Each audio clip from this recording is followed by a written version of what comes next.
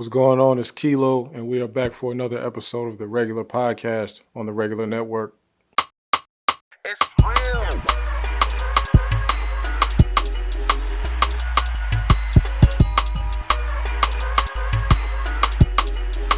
All right, what's going on, man? We back for the last episode of 2022. Man, it's been a long year. It's kind of fast, but it feels like it's been a long year. A lot of things happened this year for me and for everybody, really, I feel like. But of course, with it being the final episode of the year, I want to run through the top albums of this year. I also want to do, which I haven't done before, my favorite songs that came out this year. Just the songs that I play the most, that I love, that dropped this year, that I just felt were undeniable for me. Like, I feel like people get they get too uptight about people's list of their albums, favorite songs of whatever year, because they think that everybody's list is supposed to match up to theirs. And I'm like, why do you care? Or not that you shouldn't care, but why are you arguing about somebody else's list? I'm just confused about it.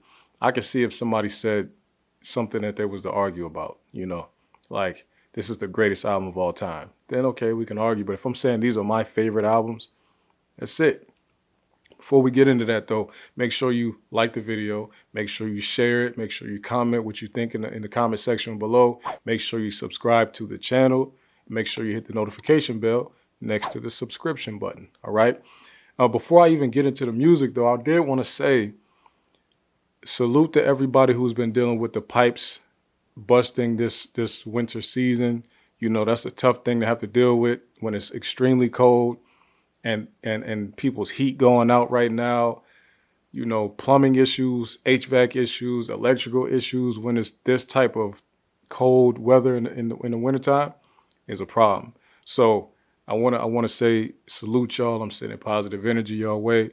I want to say be on the lookout for these scamming tradespeople, man. You got scamming electricians out here, scamming plumbers out here, and scamming HVAC people. Of course, it's not everybody, but we do need to beware that sometimes these people are professional, but they are coming out to your place and they have their own agenda.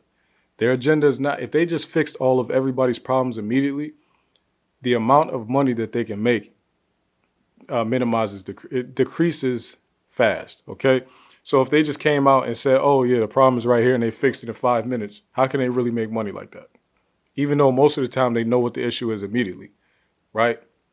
So I want y'all to beware that, to send positive energy to people living in apartments where maintenance might be off or they're not answering the phone for prolonged periods of time, or the management people might be on vacation or whatever's going on, to where I know in Atlanta specifically, there has been many apartments across the city and around Metro Atlanta flooding crazy, and they haven't been able to get in touch with anybody because last weekend was Christmas, Christmas weekend. So stuff was shut down as far as professional offices and things. So, man, it's a cold game, man. That's a cold game. I suggest everybody try to get in your DIY bag. Sometimes you might have to fix one of these issues by yourself if you can't get in touch with anybody else. Last thing you want is for a leak to be going long term in your house just because you couldn't get in touch with a maintenance person. You know what I mean? So, you can check out the videos that I have on the Regular Network channel on YouTube, or you can find many, many great videos out there. But man, you can't, it's 2022, it's too much information out here. You cannot sit around like a damsel in distress. Some stuff you have to do when you can't get in contact with a professional. Okay, let's get right into these albums, man. Listen, like I said again, these are just my favorite projects of this year. And I'm going to start with number 10. A lot of music came out, and most of it wasn't for me. Okay, I'm not going to say trash, not going to say mid, not going to say whatever. I'm just going to say it wasn't for me. So most of it I'm not even going to mention. Actually, let me give you my honorable mentions first before I do anything. I know a lot of people had this as the top album of the year. Not for me, wasn't for me. Not enough on there for my particular taste, but there were some great songs on here. Future's album is in my honorable mentions. Dang, let me, my bad, y'all. I didn't even have the name of this album. That's how little I listened to that album this year. The album is called "I Never Liked You." Of course, that was a big deal when it came out. But "I Never Liked You." I don't know which one of his exes he was dissing, but he definitely made a statement with some of these songs. I love him. "I Never Liked You" came out. It was a good album, but it wasn't anything that I kept going back to. So it's an honorable mention, but it's still a good album, right? ESTG's album, right? It almost made my list. It was a toss up. You'll see what I was going back and forth between. But the ESTG album is called "I Never Felt None." That was very close to making my list, but it just didn't beat out the 10 I had on here. That's an honorable mention for me. Another honorable mention for me would be Key Glock's album. Man, what am I doing here? Key Glock's album was called Yellow Tape 2. Oh, no.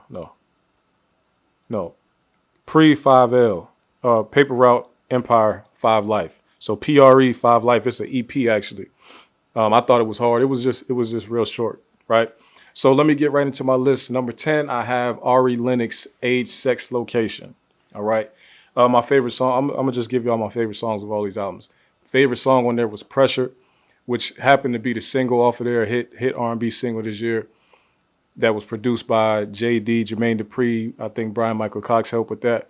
Also, that was my number 10 album this year because I just felt like it was better than a lot of other albums, of course, is why it's on the list. But it wasn't good enough to be higher on the list because it did sound like a collection of songs that didn't make it on the Shea Butter Baby album.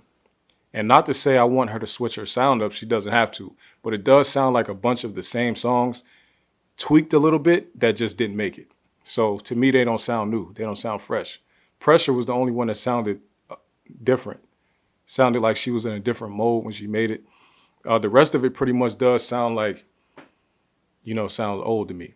But since her music is good and has been good, even when her music sounds old, it still sounds good. That's why it's on my list because I like that type of music.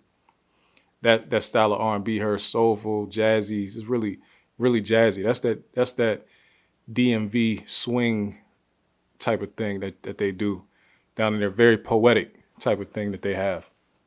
Moving right along, my number 9 album is Last Ones Left rap album, ESTG and 42 Dugg. I just felt like that album to me, I didn't pay attention to a whole lot of what everybody else was saying about it, but when it came out, that album had me in a chokehold. I was listening to it nonstop. My favorite song on there, Everybody Shooters 2. I just felt like them two together, they really went hard on that project. The 4PF, CMG mashup that 42 Dugg is a part of, and then ESTG with CMG also. Like, they just got great chemistry together. Plus, I'm sure, like a lot of cities in the Midwest, I'm sure Louisville, where ESTG is from, I'm sure they have a lot of Detroit people coming back and forth there for doing a lot of different things. So I know that they connected on the street level as well. Not to say they did anything in the streets. I'm saying they connected and built chemistry based on shared experiences. So when you listen to the project, it sounds like they could really be a group, like that they mesh well together and they made great songs. I love that project. I guess critiques would be they don't have any hits on the project. No, when I say hits, I mean commercially successful. They don't have any of those on there. They have songs I like personally, but they don't transcend their bubble for real. So, you kind of got to knock a few points down when somebody doesn't really do anything that stands them out more, where they can have some more commercial success. Moving right along, number 8, which I feel is the sleeper album. I feel like number 8 on my list is the sleeper album of the year. I didn't hear anybody talking about it, but I'm for sure. Rich Homie Quan, Family and Moolah, Reloaded. I feel like the Reloaded one is better than just the Family and Moolah because the Reloaded is longer. There's more songs on there. Same music, but just longer. Rich Homie Quan really was in his bag, first of all. But if anybody who's been paying attention, his music never dropped off. His popularity fell off over these years since him and Thug haven't been as close anymore, him and Young Thug. But his music has never took a hit. It never fell off. It's always been solid. Solid to good at worst. It was never bad at all. especially with the climate that rap music is in right now, pretty much a lot of these younger dudes sound very similar to him and his style. So he will not be out of style for a while. Anyway, his music is still good. To me, this is a very good project. My favorite song on this album is called Crazy, spelled with a K, right? And I just feel like that song is so hard. That's one of those songs I play like nonstop type of thing, where I just put it on repeat and just keep on playing it.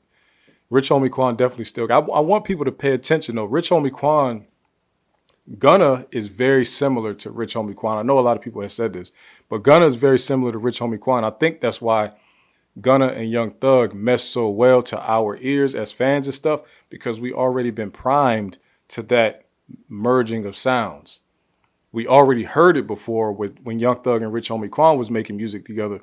So then when they fell out a little bit and then Thug just stepped in and pulled Gunna up with him, the sound was already familiar to our ears. It was just a new person doing it. So I think that Gunna's career is greatly helped by the fact that Rich Homie Quan came first. Okay? But that's neither here nor there. Number 7 on my list is Pusha T, It's Almost Dry. I just feel like, man, first of all, Pusha T is still making good music. It wasn't a super long project, but I loved what he did with it. I'm more into Pusha T's content than anything. And then my favorite song on there is a song where I kind of hate the beat. I don't really like the beat at all. And it's Diet Coke. I don't like with the whole yesterday's price is not today's price, and they just keep on looping that same the Joey Crack thing over and over again. I feel like it's noisy and in the way, but I just love what he's saying. And then it's catchy to me. So it's just stuck in my head. I love that song. But the project overall, and I have somebody else from Virginia on my list also as well, and I'm going to say the same thing. I just have, because y'all know I lived in Virginia from when I was 18 to, I turned 19 there, so 18 to 22, I lived there. And, I guess longer than that because, you know what I'm saying, you got 2 different lives out there. But I spent a lot of time in Virginia, so I got a connection to Virginia. So when you, especially the 7 cities, right? So when Pusha T opened the album with a song called Brambleton, which is a street out there in Norfolk, it's like it hit home for anybody who was in around that area. And not to say everybody up there likes it, but the stuff he's talking about in the album is very for people that know Virginia, the 7 cities, Virginia Beach and Norfolk very well. And that, to me, I love it, right? Number 6 album on the list. Now, to me, on Pusha T's album, it would be higher if there was better production on the album. And I know people are like, what, better production? Pharrell and Kanye did a lot of that. I don't care. They did a lot of experimenting. There was a lot of them experimenting on Pusha T's album, so I don't care, right? The production was not up to par for what I think. Joey Badass 2000 is number 6 on my list. Very good rapping, very smooth music that you can listen to pretty much in any setting that I would be in anyway, right? I could drive to it, ride to it. I have done that. And it came out like in the summertime, I think. I was listening to it in the summer. I didn't feel like, I need some party music. That music was sufficient for what I was doing in the summer, which, I mean, I'm not a partier, but my favorite song on there is Cruise Control. Like, I love the vibe of that song. Joey Badass is really in his grown man vibe, first of all. Secondly, music is no longer his number one thing because he's in acting and he's doing very well as an actor. So now he can make the music not to be a big music star or make a smash hit or anything like that. He can just make whatever music he wants that feels good. That's why this album, to me, feels good. It kind of does make me feel old when you got somebody on the album talking about you wasn't around in the 2000s. I'm like, dang, people talking about the 2000s now is like, if you wasn't outside in the 2000s, like, geez, I must be old. And I guess I am kind of getting old. It's crazy. But whatever though, Joey Badass, young boy, good for him. He's back. It's been years since his last project, but he's back now. Number 5 is another sleeper joint. Sleeper. Drum. I know some of y'all gonna be like, what? This thing's crazy. Drum is Drum's album is called "What Happened." What had happened was right, and I just think it's a for the type of music I like. I like raspy in my singing. I love raspy. I love soulful. I love slow, low tempo. Like I love that type of thing, and Drum makes it perfectly, right? So that that's gonna rank high for me. My favorite song on there is Three's Company. If you go listen to the song, it's like he you would never call him like a good vocalist or anything, but it doesn't matter. It sounds amazing what he's doing with his voice. Like if you listen to that song, I bet you're singing the song with him by the time you finish it, even on your first listen. I guarantee it.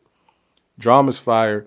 That's one of the my favorite albums this year, and also Drama's from Virginia. So that's another like he's from the 757. I even got an old. I was at an event back in 2011, I think, and I was going back through my old videos at this event, and we was at an album release party for this other rapper from Virginia, and Drum is in the video supporting the dude. He's in the video that I'm taking supporting this guy. So he's really a grassroots dude that came up getting support and supporting other Virginia artists. So I support Drum. I've been supporting him. He's fired to me. Even though, he exposed to the world that Drake's bodyguards beat him up, I don't know, a couple years ago, I guess, But I can't, he tried to approach Drake about a song and they had to show him how to cha-cha slide. That's fine. Number 4 on my list is Chris Brown, Breezy. I don't think it was slept on at all. I think it was a good album though, man. I don't know if a lot of people like it, but it doesn't really matter to me. There's a lot of good music on there. Chris Brown has not missed a step when it comes to making songs and making music. I did think it was weird that he put that song Iffy out. Iffy is, I think, the last song on the project, and he didn't get a Tyga feature. Tyga fit with that. I don't know if maybe they didn't want the song to sound too much like Loyal or what, but the content is damn near identical. But Iffy definitely should have had Tyga on it, and that would have been a single, I think. Anyway, my favorite song on there is also a single, which is Warm Embrace. That's played all over the radio. Warm Embrace is just it's a good song. It's flipping familiar songs to us. Of course, it's Keith Sweat, Teddy Riley stuff up in there. Warm Embrace is just a good song. That's one of them songs when it's on the radio, I'm riding home from picking my kids up from daycare. They singing it with me. While I'm singing a lead vocal, of course, but they doing the backgrounds for me.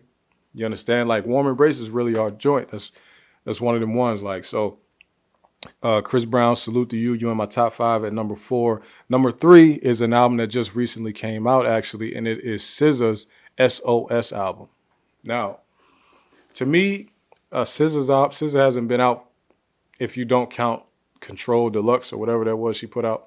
She hasn't been out since 2017. So she was 5.5 years off, and people have been asking, and she actually delivered. And it's crazy because the more time you put between projects, the more the pressure builds. Because then, you set yourself up to really let people down. But she didn't. I think that the reviews were the reviews were very hit and miss, lopsided. There was a lot of people who absolutely loved it. Then there was a lot of people saying, what is SZA talking about? All this time has passed and you still on this type of content. Why have you not grown at all as a woman? Why haven't you grown in your content at all? Me personally, I'm not going to say why haven't you grown. Maybe she has grown, and maybe the relationship, the stuff she's talking about now has happened since that last project. If somebody goes through a bad situation since their last bad situation, they're going to talk about it again. Hence, Still Over It from Summer Walker versus Over It from Summer Walker. Both of them had a similar content. She was going through the same thing, just at different times. So anyway, my favorite song on SOS is Love Language. I love those type of slow ballads, where they're talking about, pretty much like help me help you love me type of thing. You know what I'm saying? Like I love that type of music. I really like breakup songs are really my favorite though. You know what I'm saying? But Love Language is top tier for me. I think she did an amazing job. I know she's a writer. I do want to know, if y'all listen to the first song on the project, the intro, she's for sure dissing somebody. Now, I like to think that when somebody, especially an R&B artist, writes a song like her intro, where she's saying like, y'all try to replace me with mini me's and it's not working. Look at you. You're doing bad without me type of thing. That was my pen helping you out and all that type of stuff. I was your best writer. You can't find another me. That's why you haven't put no music out. I like to think that that's not general. That sounds very specific and direct. And I'm I got to be a little bit, because to me, once you start getting into the lane of dissing and stuff like that, now rap fan brain is coming in, and I'm like, who is she talking about and what is she talking about? And I'm just going to throw this out there. I don't know if y'all care. I think she's talking about Rihanna, and I think the little mini me that can't help is her. I think that's what that song is. I think that first song on that album, y'all go listen to it and you let me know. I think she's talking about Rihanna, and I think her is the person that she's throwing shots at as the little mini me. Now, there's been a series of things that happened over the last 5 years to 6 years, 5 years to make me think that. But I don't have time to get into all of it right now. Y'all go back, do the history, and y'all let me know if I'm making sense or if I'm not making sense. But that's what I think. SZA's album is great. There's a lot of great music on there. Gone Girl, fire song. Low, fire. She got the Travis Scott ad-libs on the song that Travis Scott is not on. It is interesting to me that this is the third TDE project this year. Kendrick, Ab-Soul, and SZA that does not have any TDE rap features on it. You understand what I'm saying? So Kendrick put his album out. There was no TDE rap features, no J-Rock, no none of that. Okay? Sir was on Ab-Soul's album, I'm pretty sure, right? Yep. But none of the rappers have been on any other TDE album. That's interesting to me. On SZA's album, there were no other TDE people at all, singer or rapper. Same thing with Kendrick. There were no other TDE artists at all. SZA's album did have Don Toliver and Travis Scott, excuse me. It was some other people, but I'm not familiar with them, Phoebe Bridges or whatever. But it was interesting to me that Travis Scott, Don Toliver, who I think Don Toliver is signed to Travis Scott, they're both on her album, but nobody from TDE is on there. Interesting to me, but either way, it's still a great album, though, regardless of that. My number 2 project on this list is Her Loss by Drake and 21 Savage. I know some people might be thinking, damn, that's kind of thinking the stuff that I talk about and what I'm into, they probably think like, damn, I wouldn't expected that from you. But contrary to popular belief, though, I am a Drake fan. Like, I've been listening to Drake since he first started coming out. Y'all got to remember, if I'm in my low 30s, I'm a couple years younger than Drake. I grew up, not grew up, but, in my adult life, we've been listening to Drake my entire adult life. Right. So, yes, I'm a Drake fan. And not to say that I think he makes the best albums ever, but his music is top tier, and Her Loss is right on par with that. My favorite song on that album is On BS. Now, the reason I love On BS is because, first of all, let's go into another song real quick. Drake has said he made a comment on his album about somebody lying about shots and, whatever. People said he was talking about Megan Thee Stallion. So a lot of people said, we're going on Twitter like, you let Pusha T diss you and you let all these people diss you and you never said anything and I'm like, yo, do y'all not realize on the same album that y'all are talking about, on BS, he opens up his verse dissing Pusha T. Pusha T went on Drink Champs, I think, did an interview on Drink Champs and said something like, I tried to go to Canada to do a show, but Drake had me banned. They won't let me in Canada. He got me banned, right? And which plays into the narrative that when Pusha T dissed Drake, he said that his son was stuck in some other country. He couldn't come. He said Drake was playing Border Patrol, pretty much. So it plays into that whole narrative.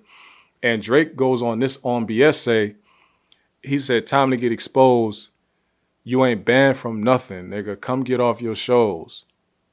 And he said, 21 hit it on the nose, you know, all that. So he pretty much responded to Pusha T saying, like, bro, you're not banned from Canada. Like, come up here. Actually, we invite you to come up here. We have a few things that we want to talk to you about. He's calling Pusha's bluff on his joint. Pusha also has a song on his album called something like Call My Bluff or whatever. on this album, Drake is calling his bluff. He's telling you, yo, come to Canada, man. We got a welcome package for you.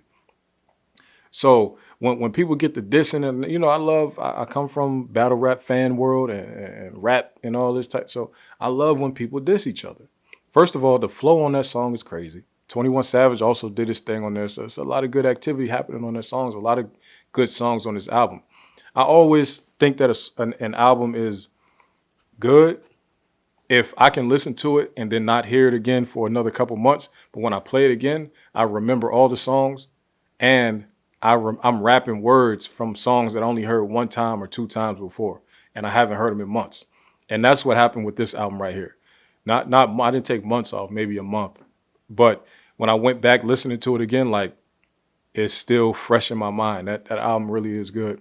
And then, of course, as you can guess, my number one album is Kendrick Lamar's Mr. Morale and the Big Steppers. Okay? Y'all know, some of y'all know I'm a super content heavy. I love concept albums, right? And this is another concept album from Kendrick Lamar. It's like 5 in a row.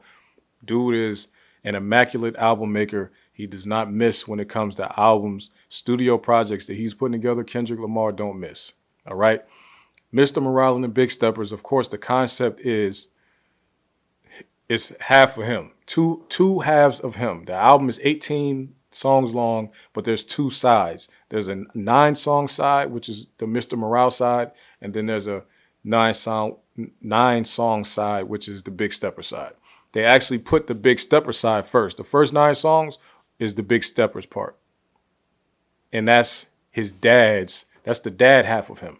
His dad's half of him, And then the Mr. Morale is the second half of the album.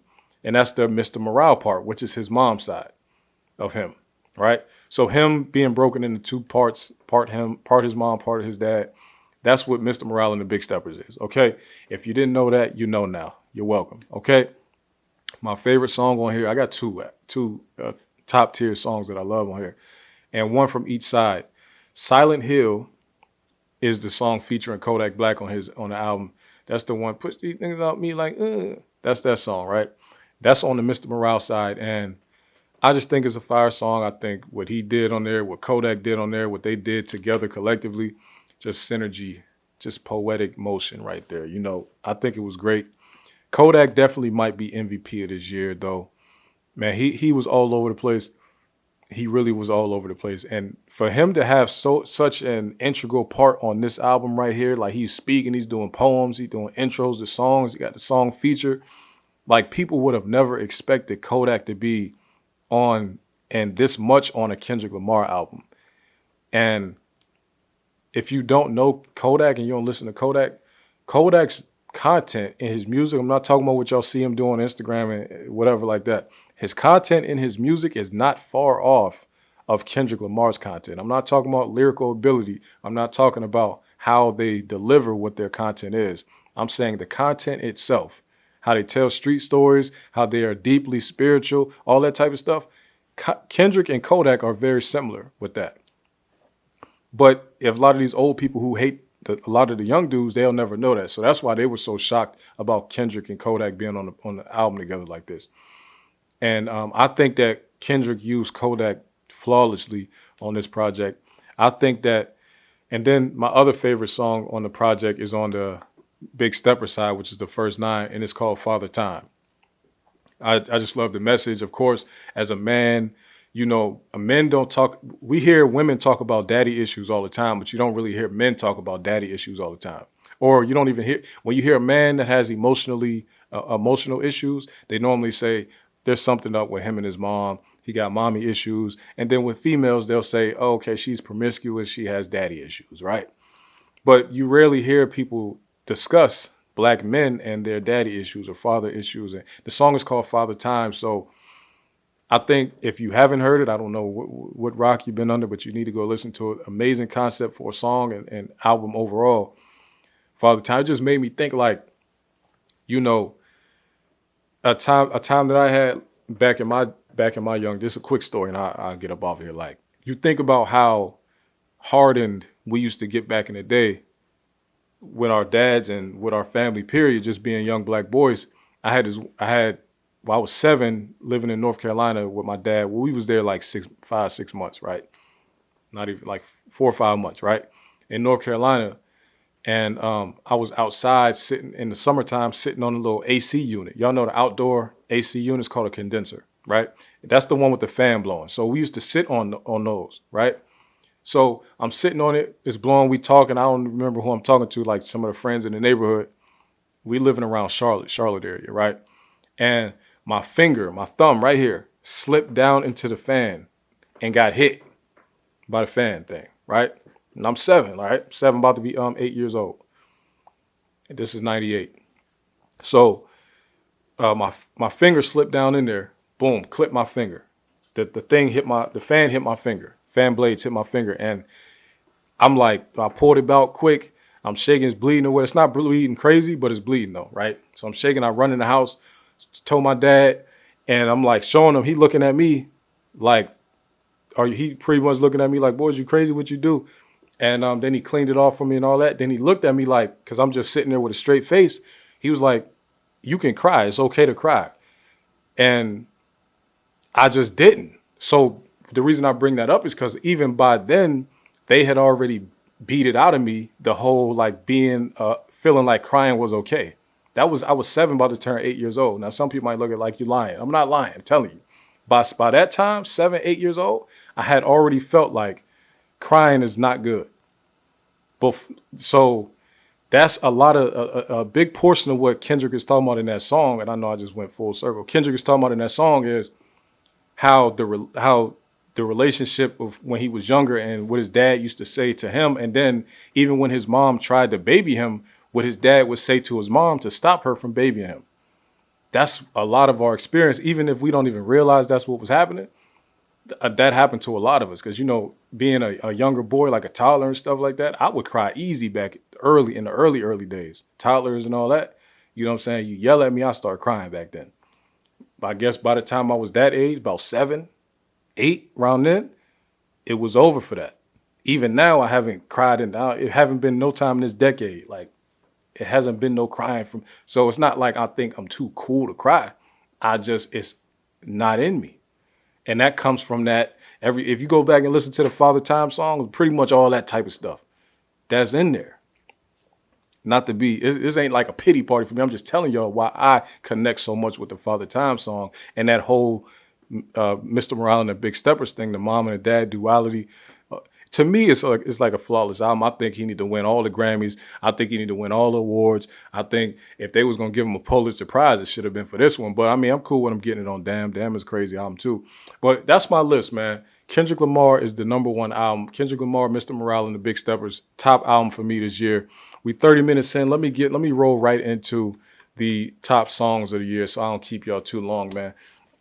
Too much longer, I say. Now, my top songs, I'm going to just go from I only have 8 of them. Yams by Fetty Wap is my #8 song, man. I love that song. That's another one that I just put on repeat. Loved it, but it's kind of late in the year. It's kind of late in the year, so I'll put it last. But I do love that song a lot. I'm gonna be listening to it every year. #7 is Everybody Shooters 2, 42 Doug and ESTG. I already told y'all that was my favorite song on that album. I listened to it a lot. I used to play it all the time. #6 is Blood All on It. That's Young Dolph, Gucci Mane, and Key Glock. I really think Key Glock is very underrated. I don't know why his sound is not catching on with people. His beat selection is amazing. Anyway, Blood All on It came out a couple months after Young Dolph got killed. That's a fire song, though. I love that song. I love what they're talking about in that. I feel like Gucci was sliding. I feel like Key Glock was sliding. Dolph was sliding. Like, it was hard. #5, Silent Hill. That's the Kendrick Lamar and Kodak song I was just telling you about. #4, Wait For You, Future, Drake, and Tems. I just think that's just the production on that one, because they took a song that's not even old. It's Tems' song. Tems' song from like this year or whatever year Tems' most recent album came out. That song comes from there. They just took it and flipped it and made a new song with it. I just think that's genius, and I just love the way the song sounds, right? Number 3 on my list is Tomorrow 2 by Glorilla and Cardi B. Listen, that song right there. First of all, I think Cardi B on that Tomorrow 2 might have verse of the year. Honestly, I'm not even joking. She might have verse of the year. I know people was talking about God did whole verse. That's fine. Talk about it all you want. Cardi B on Tomorrow 2 might got verse of the year. Listen, man. Glorilla, I think that, because I seen DJ Artistic on Twitter say what should be the song that they play at midnight, like as the ball is dropping or whatever. And a lot of people chose Cuff It by Beyonce. And I'm like, that don't really sound like maybe I don't know the song enough. But to me, when I hear that song, I don't think like New Year's and nothing like that. Tomorrow 2 is the perfect one. It's talking about tomorrow. And New Year's Eve is all about going into the next thing. Tomorrow 2 is going to be an anthem for years to come, man. Shout out to Glorilla for the year she had. She has an amazing year. Number 2, I would say, is Super Gremlin by Kodak Black. Again, like I said, I think Kodak is probably the MVP this year. Super Gremlin, first of all, it's a diss song at his friend, at an ex-friend, right? It's a diss song. There's no feature on it. It's just him. And then the song was in the top 5 for many weeks this year. So think about this. Kodak is a super street artist. There's no way around that, right? His content is super street. And if you listen to the song, in the song he's talking about, I knew the perk was fake, but I still ate it because I'm a gremlin. Like, that song was all over the radio all year this year, right? We are in an opioid crisis. That man said, he said he knew the pill was fake, but he still ate it. We in a crisis, and that song was top 5 for half the year. What award show was that where some award show where Big Lotto won like Song of the Year? And I'm like, I mean, everything is just crazy right now. Super Gremlin is Song of the Year, period. I don't care what it's up against. I don't care if you compare it to any genre, any whatever. Super Gremlin is Song of the Year. It's not my favorite song this year. It's Song of the Year. It's not my number 2 song, though. Kodak is just different. He's in a different bag right now, okay? 21 Savage, I know you want to, you said you can beat anybody in your class in the verses. You can't beat Kodak Black, okay? Stop that. My number 1 favorite song this year is Crazy by Rich Homie Quan. I already told y'all how much I play that song. I love it. On repeat, easy. Let me go back to Kodak Black again real quick. Do y'all know how hard it is to make a diss song a hit? I think Drake is probably the first one to really do it with the back-to-back thing, but that wasn't actually that good of a song. It was just like so shocking that he did that to Meek. It was just so viral that it became a hit, right? Super Gremlin is such a hit, people don't even know it's a diss song. That's how good of a song it is. People don't realize he's really dissing somebody that was his friend. When he's saying all that we could have been superstar, he talking about his friend. He's saying, yo, why did you do this? We was supposed to blow up together. Like, well, I already blew up. I was gonna blow you up, Jack boy. I was gonna blow you up with me. You like, why you do this? We could have been superstar. Remember, we was jacking cars. Now it's not safe for you. You switch like this is a real situation he's talking about. A diss song being a hit is the new thing, man. If you can make one of them songs a hit, he's going to the moon. And Kodak has done it consistently.